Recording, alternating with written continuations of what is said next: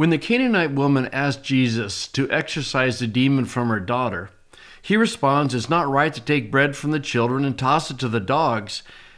But what is her response when she says, "Yes, Lord"?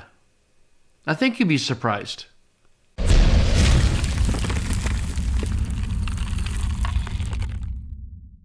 Just to give a little context, starting in Matthew 15:22, there's a Canaanite woman that comes and calls out to Jesus to ask him to exorcise the demon out of her daughter. Jesus doesn't answer her. Kind of uncharacteristic. In fact, there are several things that Jesus does in this passage that are uncharacteristic.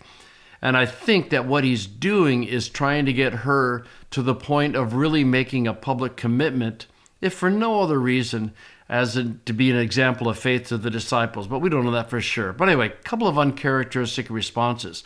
He doesn't answer her.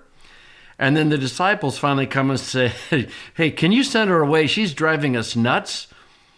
Finally, he does answer, and he says, "I was not sent except to the lost sheep of the house of Israel," which we know is not actually true because Jesus did have a ministry to the Gentiles. Again, Jesus is trying to elicit a response, a statement of faith, and so he's pushing on the situation. Well, that wasn't enough, and she breaks through the disciples and comes right to Jesus and says, "Lord, help me." And once again, Jesus responds, "It's not right to take bread from the children and toss it to the dogs. It's not right to take food from the Jews and give it to the Gentiles." Again, he's trying to get a response, a commitment from her. And you get that commitment in verse 27. And it says, "But she said, 'Yes, Lord.' Gar, also the dogs eat from the crumbs that fall from the table of their masters." Okay, what does she say? What does she mean when she says, "Yes, Lord"? Well, in my translation, I ended up having to put a "but" there because if you just say, "Yes, Lord," it sounds like she's agreeing with him. But she's not agreeing with him at one level because she keeps asking for him to exorcise the demon, right? The problem with "but" as a translation of Gar is that it's not an accurate description of Gar. If you go to the dictionary, you'll see that Gar is a marker of causal reasoning, meaning for, and you scroll down a bit to number 2. It's a marker of clarification, for or you see. Both of those would fit there at one level. At number 3, certainly by all means, so then, none of those are adversative. So look what the NIV does.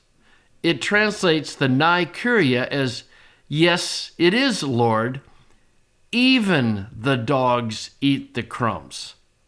Well, that's a very good translation of the Gar in context. And that's ultimately how we translate all these words. We have to translate them in context. So if you go back up to number 1 here,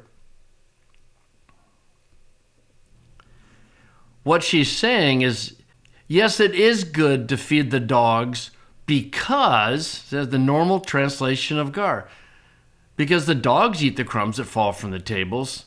In the same way, my daughter should be helped.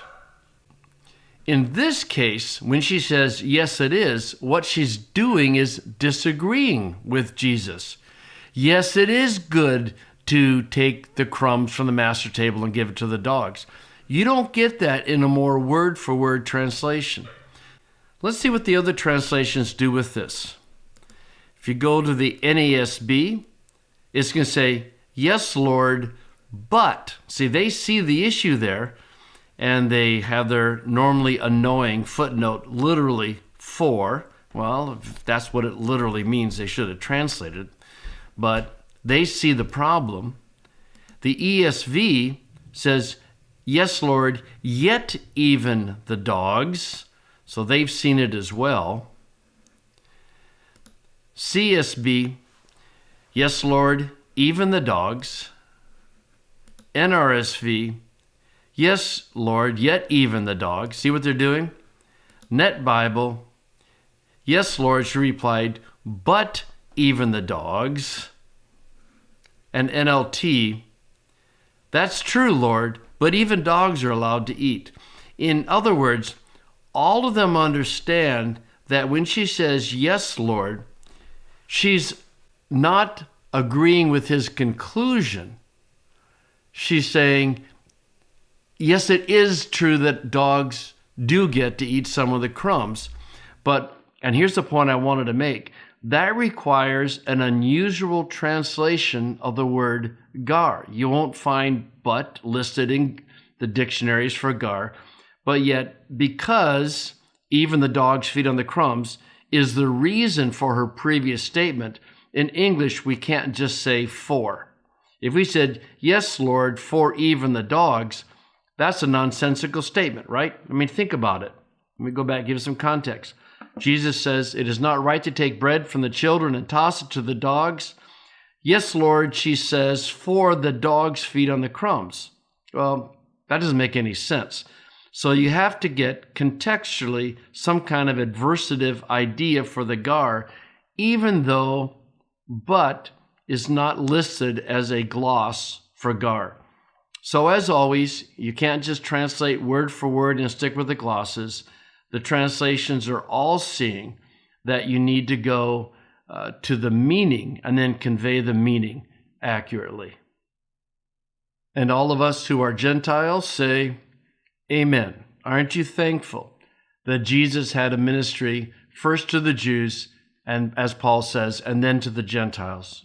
Aren't you glad he didn't come just for the lost sheep of Israel, but that he had always intended to draw Jew and Gentile together into one family, all equal heirs of the promises of God? Amen.